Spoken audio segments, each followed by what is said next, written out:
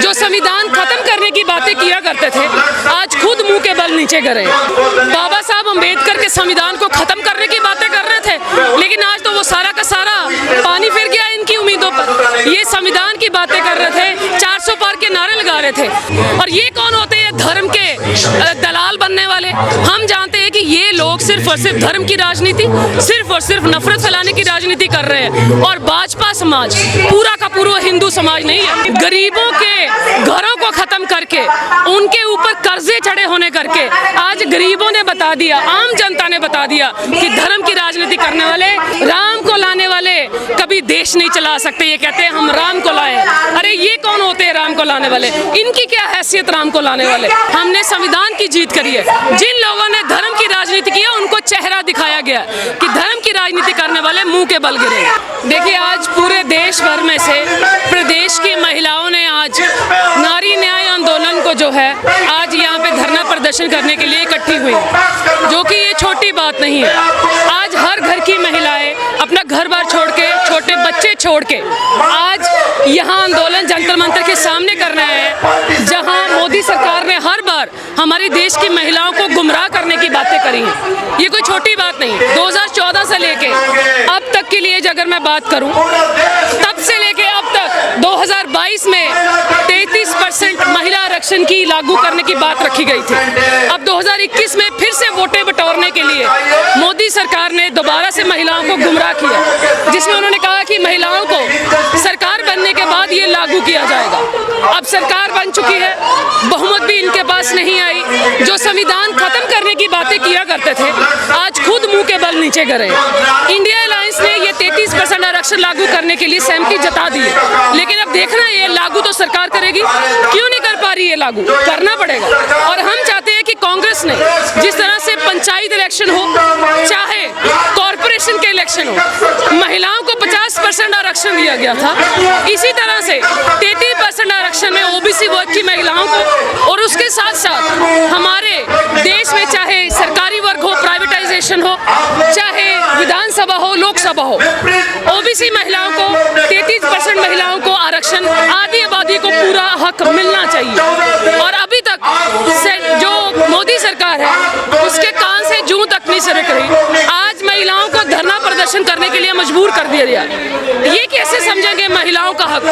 ये हाथ में लाल रंग ये दर्शा रहा है कि हम ये सारी महिलाएं ये 33% आरक्षण लागू करने के लिए अपनी तरफ से समर्थन दे रहे हैं। हम चाहते हैं कि जल्द से जल्द लागू हो, लेकिन सरकार आज निहत्थी साबित हो रही। सरकार आज नीतीश नायडू को डिपेंडेंट साबित हो रही। सरकार को भी पता है कि एनडीए अलायंस पता नहीं कब ये टूट जाए और आने वाले समय में महिलाओं के साथ किए हुए वादों के सामने झूठे पाएंगे।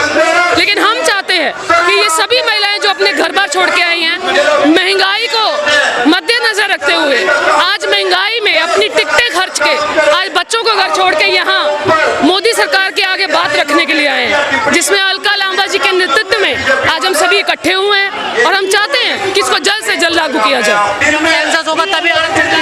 2024 में कहा गया था कि सेंसस कैलकुलेट किया जाएगा। आज 10 साल से ज्यादा हो गए, अब तीसरी बार सरकार बना ली। सेंसस कब कैलकुलेट होगा? कैसे कैलकुलेट होगा?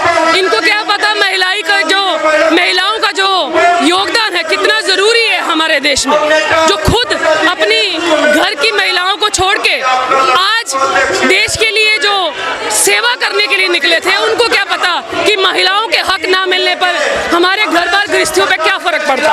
हम चाहते हैं कि एक बार अपने गिरेबान में झांक कर देखें और अपने घर वालों से पूछ के देखें और अपने परिवार के सदस्यों से पूछ के देखें कि महिला आरक्षण इतनी महंगाई में होना चाहिए या नहीं होना चाहिए। महिला सुरक्षा का भी एक बड़ा मुद्दा है। क्या योजनाएं लाए महिलाओं के लिए? महिलाओं के लिए एक तो योजनाएं बताएं। जिस सरकार में, जिस प्रदेश में भाजपा की सरकार नहीं है, आज वहाँ पे ना घर आयुष योजना है, ना वहाँ पे महिलाओं को घर पे सिलेंडर के रेट्स कम किए जा रहे हैं। आज स्मृति ईरानी जी की मैं बात करूं, जो सरकार बनने से पहले सिर पे सिलेंडर ले लेके घूमती थी, आज कहाँ छिपी बैठी है?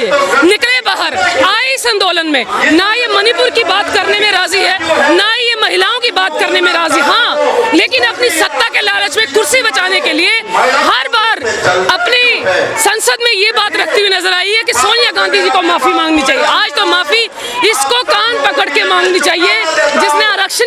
छुपानी थी, मणिपुर की बात छुपाई। आज खुद महिला होकर अपनी बेटी को इसने गोवा में किस तरह से जो अवैध ढंग से जो रेस्टोरेंट चलाया गया था उसकी बात नहीं की, आज उसको छुपाया गया।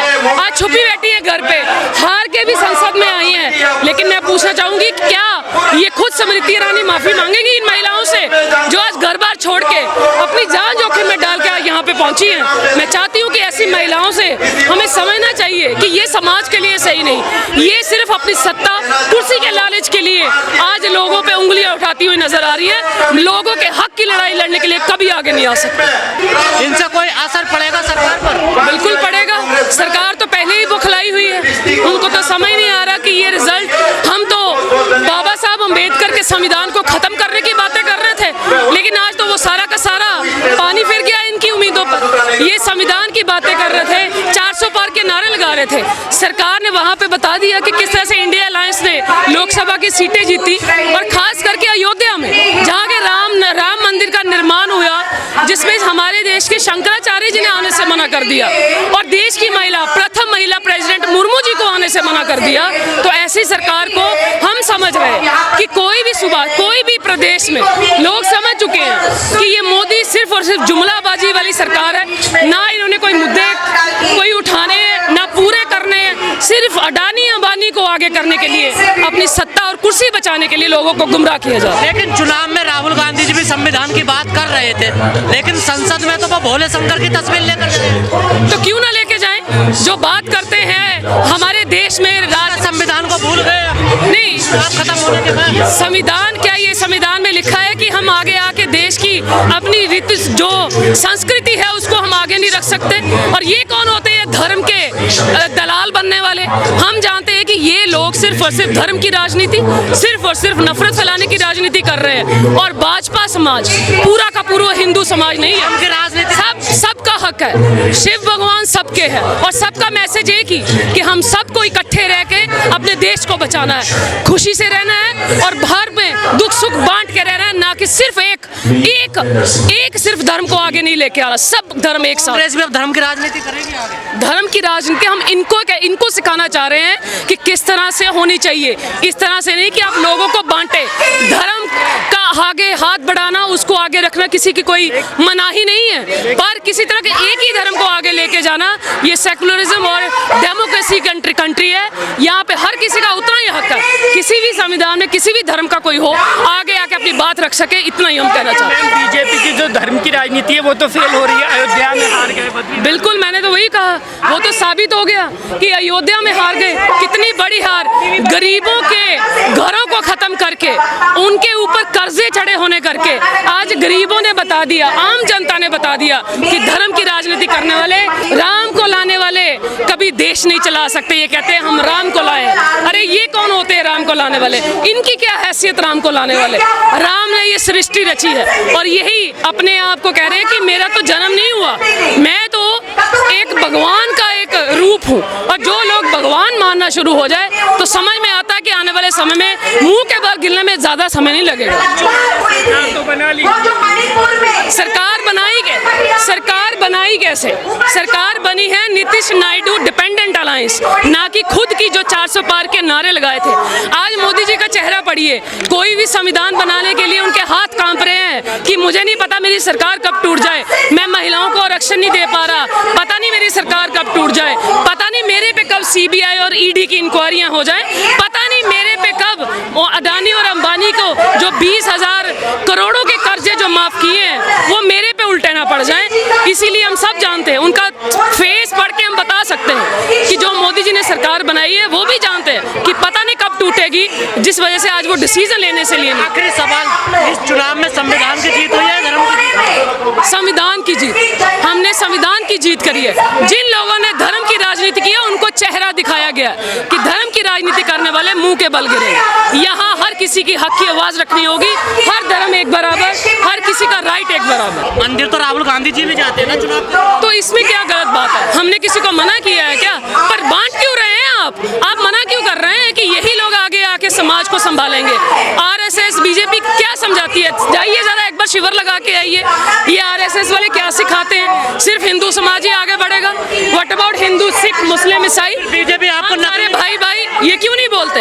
ये कौन होते हैं? इनकी क्या हैसियत कि कौन किसको किसका धर्म बताएंगे? पहले अपने घर संभाल लेते, फिर आगे आके समाज को संभालते तो ज्यादा अच्छा होता। कि लोकसभा ने ये साबित कर दिया कि जिस तरह से वहाँ इंडिया गठबंधन जीता है, आज तो वो लेने के देने वाली बात हो गई।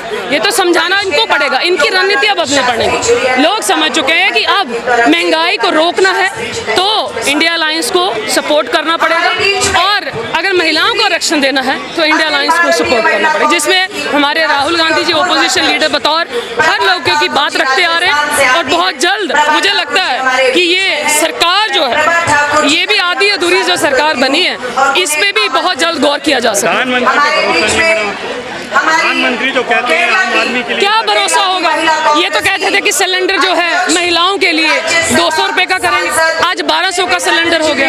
एक साल में एक औरत ने 12,000 रुपया बचाना था, आज वो 12,000 रुपया भरा। क्या वो पिछले 10 साल का 12,000 महिलाओं को वापस करेंगे? आधी आबादी। और ये तो कहते थे कि हम तो 2014 के बाद जैसे ही सरकार बनेगी हम लागू करेंगे। अब तो ओपोजिशन ने भी कह दिया, लो जी सहमति है हमारी, करिए लागू। तो करते क्यों नहीं? करिए।